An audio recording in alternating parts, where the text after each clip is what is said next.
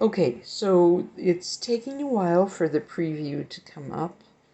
Um, we'll see if it inserts it in that group of, it should be 34 pages.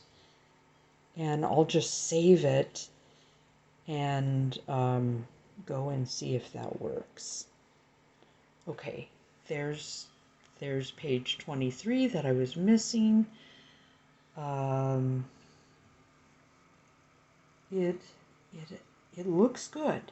It looks good. I'm going to save it. And I also will save it to my memory stick, my flash drive. And I save it to my computer too. Thank you. Bye. Okay, I dropped my phone, sorry.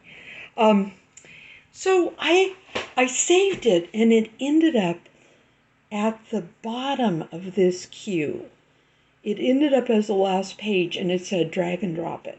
So I drug it up to where it went and I clicked on them and I double checked that it is where it is. So now I'm going to save it. Say complete, I had to say what I did. And I'm really happy I didn't have to scan it all over again because I was afraid of that. But they know people make mistakes because we are people. Hope this was helpful. Scanning is not scary. I thought it would be scary because my daughter wouldn't let me do it. But it seems to be fun. You know, if you can get through it, it's fun. And yes, my pages aren't lined up perfectly, the type, but zines are not perfect things. They have a lot of error in them. They're different than books, but the idea is to get the word out. You know, that's what you're trying to do. Whatever your message is, you're trying to get the word out. Thank you very much for listening. Bye. Hi, my name is Connie Boji, and I'm here to talk about making a half-page zine. I've never done one before. Here's my cat, Calvin. Actually, she's my daughter's cat, kind of like a support cat. And she's unusual because she's a girl and yellow. That's very unusual, and she's the second cat I've had that way. So here is what my daughter, Olivia Montoya, said to do. She said, take the sheets of paper and just bend them. And I've printed out 33 pages. And this does not have the cover to it, which is, of course, going to be here. And it doesn't have the back page. And in fact, the last page is blank. So she had this, you'll notice, she set it up for me to run landscape. So you want to do a landscape, and this zine is called Hawthorne Avenue, which I named my perzines after the street that I lived on. And I just did a little bit of math.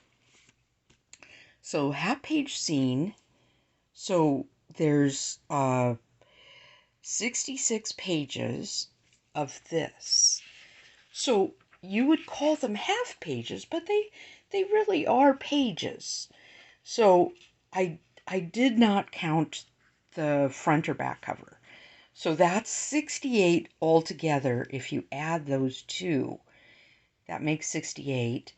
And if you divide it by 2, it equals 34 sides or 34 half pages. And this, I printed out, is 33 pages with text. And 1 page is blank for the front and cover. And that equals 34. So 34 equals 34. So that's what I'm going to do. Now this part I am going to cut out. And when Olivia set this up for me, she left a trough of 1 inch in between and pasted in all of my words. She left this area 1/2 of an inch, as well as this area is 1/2 of an inch, and down here is 1/2 an inch, and here is 1/2 an inch. That's how she set it up. And, you know, she does this actually for a living.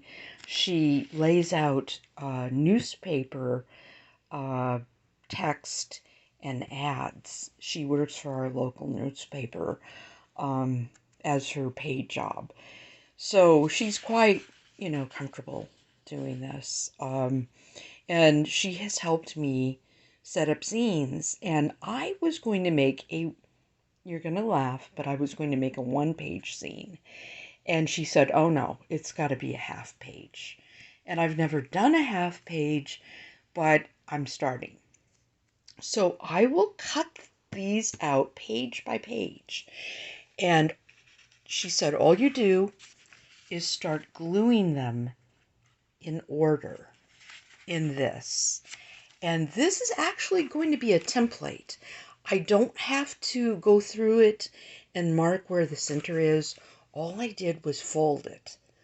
So you fold it. You could even write the page numbers on it if you wanted to. Actually, that's a smart thing to do.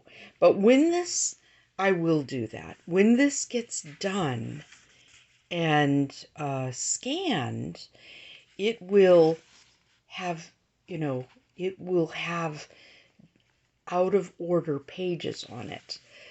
But since we are following the book order, it will be correct. And these you do not cut because they are templates.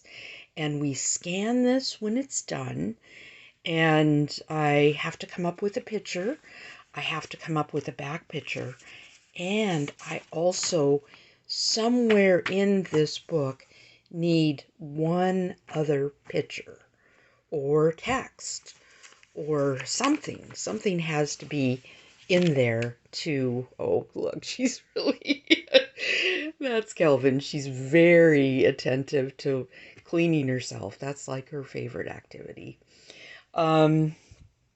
Anyway, I don't know how to edit, so I'm not sure if I can come back and show you the finished product. But I'm not going to really show you gluing it. You know, I'm not sure if I can pause this video and start it over. But I use my paper cutter to cut this out. And I could cut it out with scissors, but it would be so, my hand would be so sore doing that. That's why you want to get a paper cutter. And glue sticks, you know, kids use glue sticks for school now.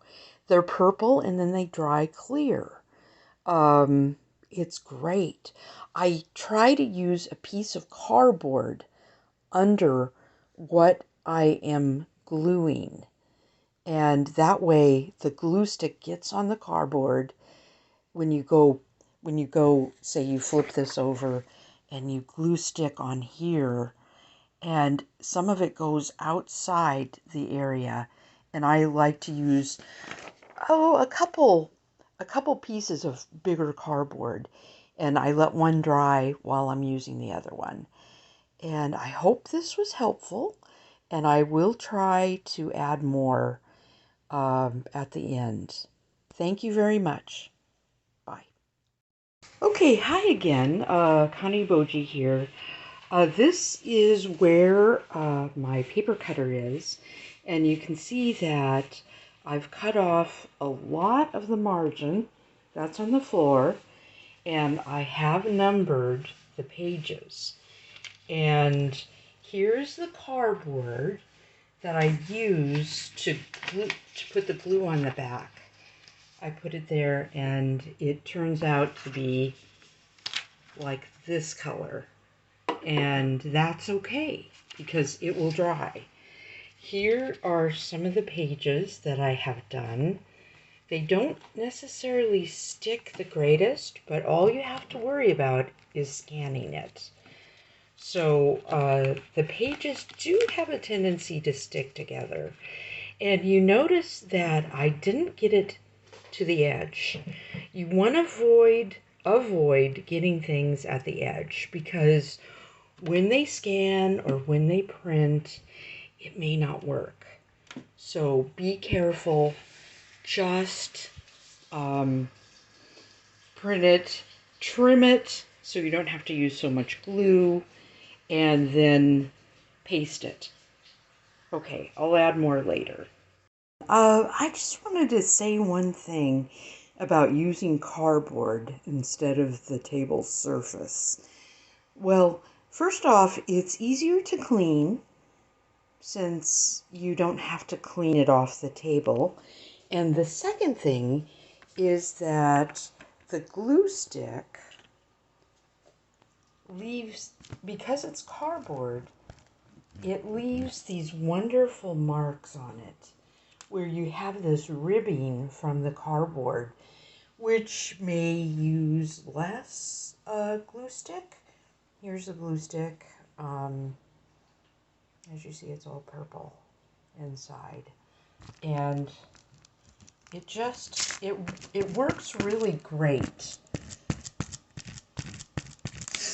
See, you get it all over the cardboard. I also want to show you how close to the words I cut. I cut off a lot. I get pretty close. It isn't always 100% perpendicular.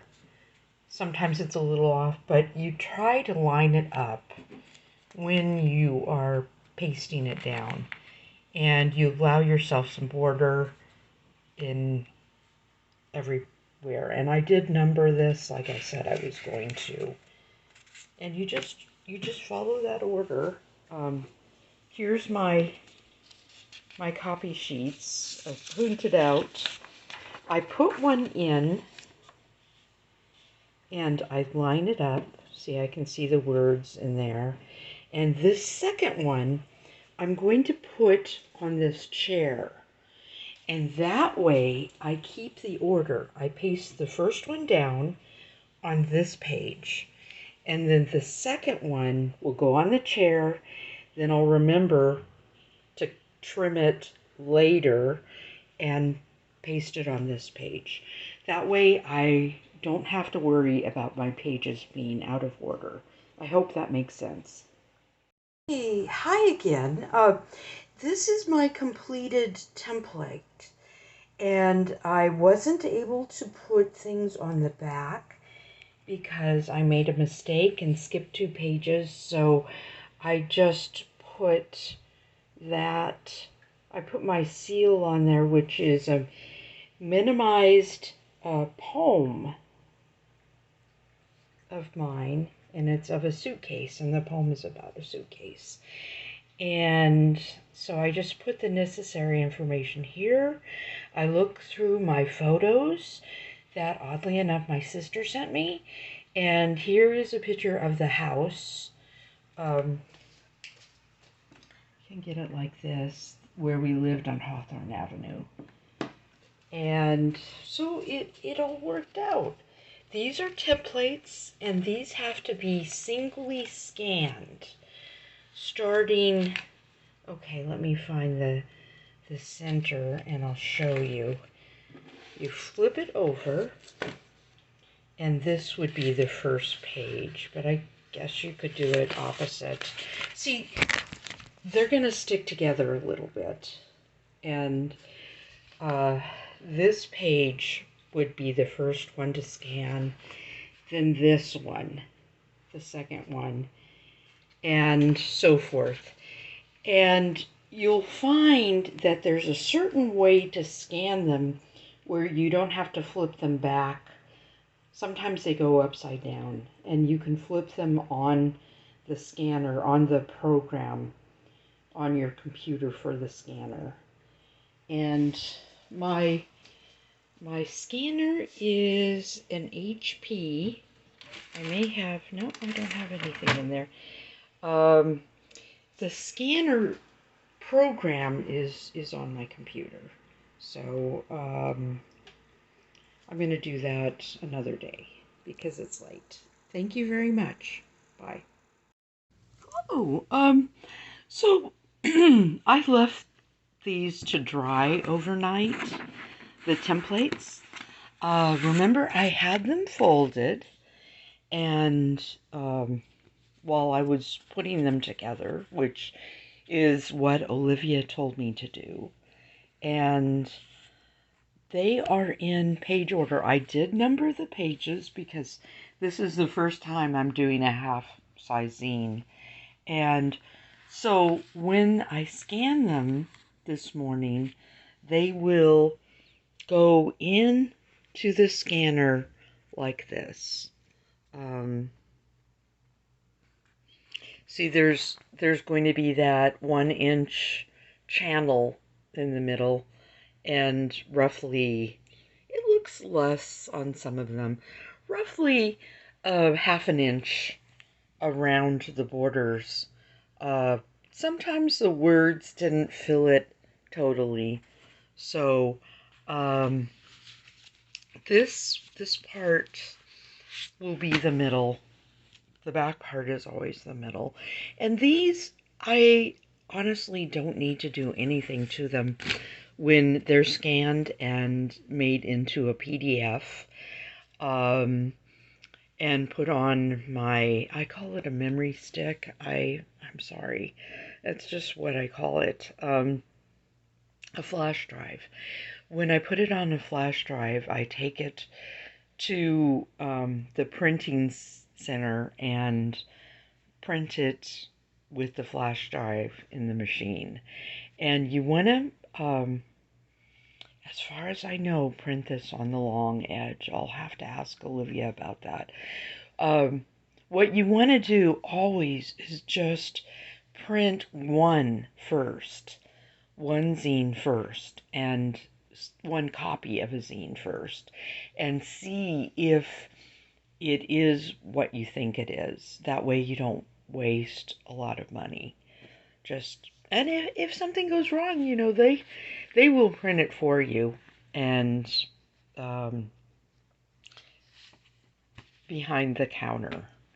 But flaws can happen with that too. So I'm really excited about this. It's early morning now, and I'm just you will see that things like this is page 66. That doesn't make sense, but it does when you think about it being folded. This is going to be the last. And this is the very back page, and I screwed up because I skipped 2 pages. So what happened was I wanted some pictures of Hawthorne Avenue, and I know it's Google. It does say copyright. I don't know if they give their permission to let you reproduce it, but I did. That's the neighbor's house, both neighbors that I babysat for, and this is how our house changed. Yeah, they have wonderful, wonderful pictures. You just keep on zooming in on your phone. You can't do it on your computer, apparently, but you can do it on your phone. You can zoom in. Didn't have room for a fire hydrant, which I normally put on my Zines. So anyway, I did print it out, though. It's just a kind of joke that I have going on with my brother, because he peed off of one. So anyway, this was fun doing this, and try when you've got a lot of words, try using a half page zine. Thank you very much. Bye. Hi. So I have scanned my documents and I ended up with 33, which is an odd number, which means that I was missing one page. I always make a mistake. And I saved this and I looked on my computer because this is really a big file and it's hard to get through. I looked on my computer on the PDF and found out I was missing page 23. So I'm going to put it in the printer. I have to turn on the printer. To use the scanner, you have to turn it on. And I'm putting 23 upside down in here, which, okay.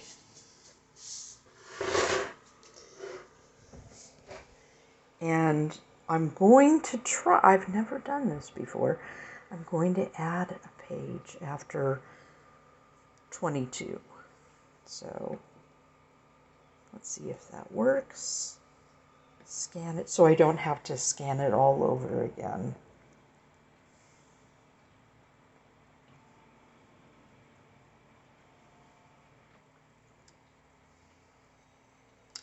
Sorry, it is a blank screen. It's doing detect edges. And when you have a file this big, it takes a long time, at least on my computer. I'm trying to think. My computer is about 3 or 4 years old. So maybe your computer is faster. So I have to do detect edges. So you end up clicking on these and moving them to where the edge is on the paper. And then you hit apply. So I'm going to do that real quick.